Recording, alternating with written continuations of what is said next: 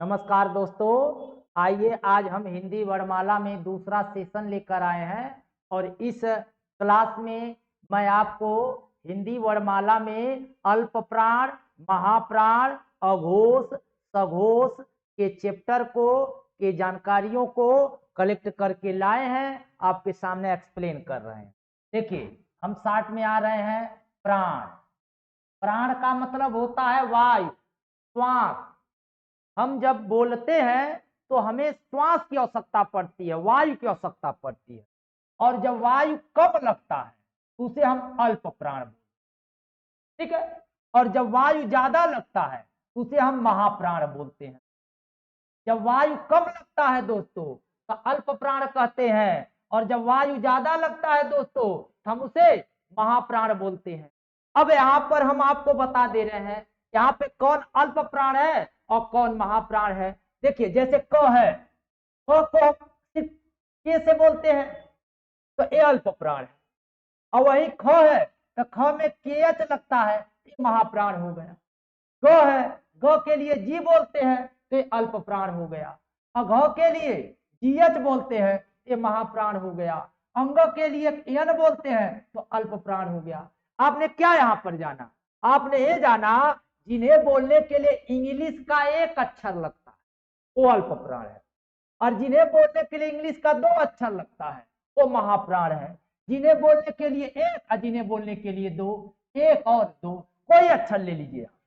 जैसे यहाँ पर त है, आपसे पूछा जाए त अल्प प्राण है कि महाप्राण है, तो त के लिए हम क्या लगाते हैं? टी, अल्प प्राण है। थ है, थ के लिए क्या लगाते हैं? टी एच, महाप्राण है। द के लिए क्या लगाते हैं? डी, अल्प प्राण है। ध के लिए क्या लगाते हैं? टी एच, महाप्राण है। न के लिए क्या लगाते हैं? अन, अल्प प्राण है। अर्थात यह अल्प प्राण, महाप्राण, अल्प प्राण, महाप्राण, अल्प प्राण, ठीक है। उसी तरह से प के लिए पी लगाते हैं, अल्प प्राण है। ह के लिए क्या लगाते हैं? पी एच, महाप्राण है। ब के लिए क्या लगाते हैं? बी, अल्प प्राण है। ह के लिए क्या लगाते हैं? बी एच, महाप्राण है। म के लिए क्या लगाते हैं? हम, अल्प प्राण है। उसी तरह से वाई पे आइए, अल्प प्राण है। ये क्या है? अल्प प्राण है। ये क्या है? अल्प प्राण है। ये क्या है? अल्प प्राण है। इसके लिए क्या लगाएंगे? यस एच, महाप्राण है। इसके लिए क्या लगाएंगे? यस एच, महाप्राण है। इसके लिए क्या लगाएंगे? यस, अल्प प्राण है। इसके लिए क्या लगाएंगे? यस, अल्प प्राण है, ठीक है। अच्छा, इनके लिए क्या लगाएंगे? के एस एच, महाप्राण। इनके लिए टी आर वाई, महाप्राण। इसके पास जी वाई, महाप्राण। इसके पास एस एच आर ए, महाप्राण। आपने क्या गौर किया? आप, अच्छा मान यहाँ पे आ जाए सी एच, सॉरी यहाँ पर थोड़ा सा गौर करेंगे, ये अल्प प्राण है। यहाँ पर बस थोड़ा सा अपवाद काम करें। अब यहाँ पर सी डबल एच, महाप्राण है। यहाँ पर जे, अल्प प्राण है। यहाँ पर जे एच, महाप्राण है। यहाँ पर ई एल, अल्प प्राण है। आपने क्या समझा? एक बार और हम रिवीजन करते हैं। अब बताइए यहाँ पर अल्प प्राण महाप्राण क्या है? अब कहेंगे ट, अल्प प्राण। सी एच, अल्प प्राण। के, अल्प प्राण। टी, अल्प प्राण। पी, अल्प प्राण। वाई, अल्प प्राण। अब इनके लिए के एच, महाप्राण। इसके लिए सी डबल एच, महाप्राण। इसके लिए टी एच, महाप्राण। इसके लिए टी एच, महाप्राण। इसके लिए पी एच, महाप्राण। इसके लिए जी, अल्प प्राण। इसके लिए जे, अल्प प्राण। इसके लिए अल्प प्राण। ए, अल्प प्राण। ए, अल्प प्राण, ठीक है। यहाँ क्या हो जाएगा? सॉरी, बी है, अल्प प्राण। ये क्या है? बी एच, महाप्राण। ये क्या है? अल्प प्राण। ये क्या है? अल्प प्राण। ये क्या है? अल्प प्राण। ये क्या है? अल्प प्राण। ये क्या है? कहने का मतलब जिन अक्षरों को लिखने के लिए इंग्लिश का एक कंसोनेंट या एक वावेल की आवश्यकता पड़ेगी वो अल्प प्राण होते, और जिन्हें लिखने के लिए दो कॉन्सोनेंट या दो वावेल की आवश्यकता पड़ेगी महाप्राण है। देखिए, अल्प, महा, अल्प, टीएच, महा, अल्प, अल्प, महा, अल्प, महा, अल्प, अल्प, महाप्राण, अल्प, टीएच, महाप्राण, अल्प प्राण, अल्प प्राण, महाप्राण, अल्प प्राण, टीएच, महाप्राण, अल्प प्राण, अल्प प्राण, महाप्राण, अल्प प्राण, महाप्राण, अल्प प्राण।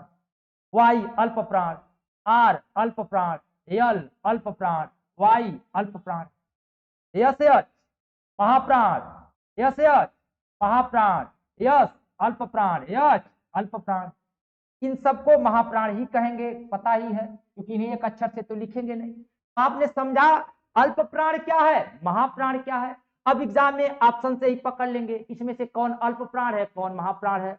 ऑप्शन 4 आएगा, जो देखिएगा इंग्लिश का एक अक्षर है अल्प कह दीजिएगा, इंग्लिश का 2 अक्षर यूज होगा महाप्राण कह दीजिएगा। जैसे आपसे पूछ दिया जाए एग्जाम में लिख दिया जाए, जैसे हम 60 में बता दे रहे हैं, आप कहा जाए कि मान लीजिए ये आ जाए,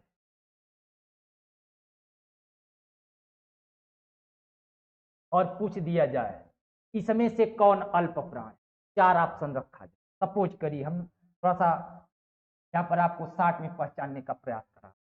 अब देखिए टी है कहेंगे अल्प प्राण, टी एच है कहेंगे महाप्राण। आपका मान लीजिए टी है अल्प प्राण है, टी एच क्या है महाप्राण हो, टी क्या है अल्प है, डी क्या है अल्प है, ये अल्प अल्प अल्प यही हो गया महाप्राण। कहने का मतलब अल्प प्राण महाप्राण आपको ऐसे ही बताना है, बहुत ज्यादा उसमें मेहनत करने की स्ट्रेस लेने की जरूरत नहीं। अब दूसरा आपको दे दिया जाए अघोष, अघोष या सघोष, इसे आ जाए अघोष क्या है सघोष क्या है।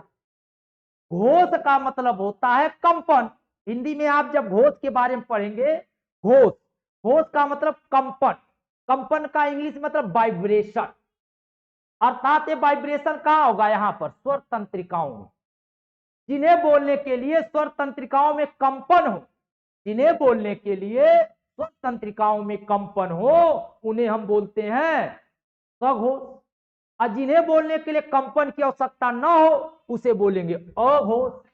अघोष मतलब कंपन नहीं और सघोष माने कंपन हो। अब देखिए यहां पर जो लाइन नंबर 1 इन्हें हम अघोष बोले, लाइन नंबर 2 अघोष, इसके अलावा ये सभी सघोष। ठीक है, यहां पर ज्यादा दिमाग नहीं लगाना है। ठीक है, कहने का मतलब किसी भी वर्णमाला का जो पहला अक्षर दूसरा अक्षर, किसी भी वर्णमाला का जो पहला अक्षर होगा, किसी वर्णमाला का जो पहला अक्षर दूसरा अक्षर अघोष, पहला अक्षर दूसरा अक्षर अघोष, पहला अक्षर दूसरा अक्षर अघोष, पहला अक्षर दूसरा अक्षर अघोष, पहला अक्षर दूसरा अक्षर अघोष, पहला अक्षर दूसरा अक्षर, और उसके बाद तीसरा चौथा पांचवा सघोष, दूसरा तीसरा चौथा पांचवा सघोष, तीसरा चौथा पांचवा सघोष, तीसरा चौथा पांचवा सघोष, तीसरा चौथा पांचवा सघोष, सघोष। आपने सघोष में क्या गौर किया, जो तीसरा चौथा पांचवा, तीसरा चौथा पांचवा, तीसरा चौथा पांचवा, तीसरा चौथा पांचवा, तीसरा चौथा पांचवा, पहला दूसरा अघोष, पहला दूसरा अघोष, पहला दूसरा अघोष, पहला दूसरा अघोष, पहला दूसरा अघोष।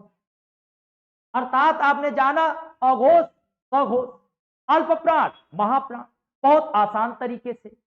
अल्प प्राण में आप कहेंगे इंग्लिश का एक अक्षर प्रयोग हो, महाप्राण में कहेंगे इंग्लिश का 2 अक्षर प्रयोग हो, अघोष में कहेंगे नंबर 1 नंबर 2 अघोष है, नंबर 1 नंबर 2 अघोष है, नंबर 1 नंबर 2 अघोष है, नंबर 1 नंबर 2 अघोष है, नंबर 1 नंबर 2 अघोष है। उसके बाद 3 4 5 3 4 5 3 4 5 3 4 5 3 4 5, किसी वर्णमाला का 3 4 5 3 4 5 3 4 5 3 4 5 3 4 5, ये क्या है सघोष है। अब बोलिए देखिए, यदि हम बोलते हैं, बोलते वक्त स्वर तंत्रिकाओं में देखिए क नो कंपन, ख नो, लेकिन वही देखिए ग कंपन होगा, घ कंपन होगा, अंग कंपन होगा, यहाँ कंपन नहीं हो, यहाँ कंपन नहीं, इन्हें बोलेंगे जो झ कंपन। तो कंपन के आधार पर व्यंजन को कितने प्रकार से बांटेंगे, तो कहेंगे 2 प्रकार से अघोष सघोष।